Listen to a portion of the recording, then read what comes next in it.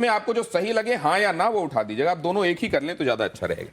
ये जैसे आपका ये हाँ हो गया और इसको नहीं कर लीजिए। अब आपको जो उठाना है वो उठा दीजिएगा, ठीक है? ठीक। इससे आपको पता भी रहेगा कि ये कौन सा वाला है। अखिलेश यादव का कहना है कि मठाधीश और माफिया एक हैं। योगी आदित्यनाथ का कहना है कि बटेंगे तो कटेंगे। क्या यह सही है? बिल्कुल सही है। राहुल गांधी का कहना है कि भारत में कौशल की कमी नहीं है, बल्कि कौशल रखने वालों का यहां सम्मान नहीं होता।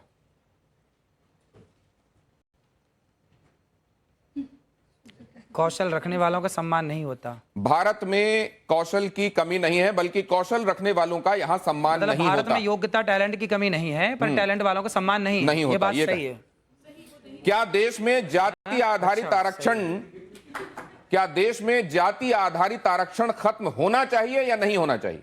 जातिगत आरक्षण भाई ऐसा है कि जो गरीब हैं, जो वास्तविक में गरीब है, चाहे कोई भी हो, सबको आप हाँ या ना में जवाब दे सकते हैं। इसमें जातिगत आरक्षण खत्म होना चाहिए या नहीं होना चाहिए? अनिरुद्धाचार्य जी कह रहे हैं जातिगत आरक्षण खत्म होना चाहिए। वक्फ बोर्ड की मनमानी पर सरकारी लगाम जरूरी है या नहीं है? वक्फ बोर्ड की मनमानी पर सरकारी लगाम जरूरी है या नहीं है? हाँ है। क्या मुस्लिम सोची समझी रणनीति के तहत अपनी आबादी बढ़ा रहे हैं? हाँ, ऐसा हो रहा है। नरेंद्र मोदी के खिलाफ लगातार बयानबाजी होती है। क्या ये ट्रेंड खतरनाक है और जानबूझकर चलाया जा रहा है?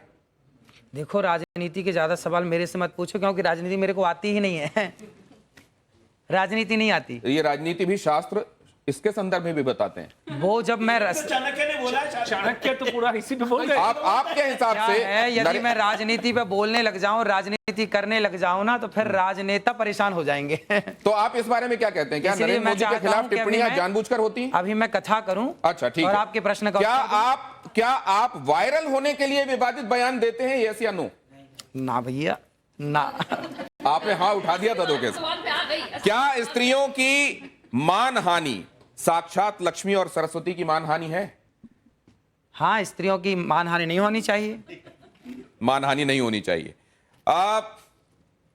आप आखिरी सवाल जरा मुझसे यह भी बता दीजिए कि कंट्रोवर्सी से अनचाहे भी आपको फायदा होता है फॉलोअर्स बढ़ाने में या नहीं होता है? हाँ या ना? देखो, हम लोग फॉलोवर्स बढ़ाने के पीछे नहीं भागते, हम अपना काम करते हैं। अब देखिए, गौरी गोपाल आश्रम में हमारे को काम है माओ के पांव दबाना।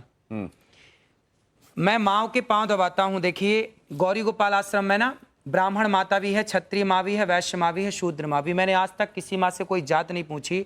जो जातवाद की दीवार है, उस दीवार को गिराने का जो मैंने प्रयास किया है, वो समाज को मानना चाहिए। और सभी माओ के मैंने चरण दबाए हैं एक साथ, और सभी माँ वहां सुखपूर्वक रहती हैं।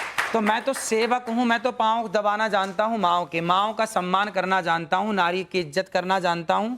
और नारी की इज्जत इसलिए करता हूं क्योंकि नारी साक्षात लक्ष्मी है।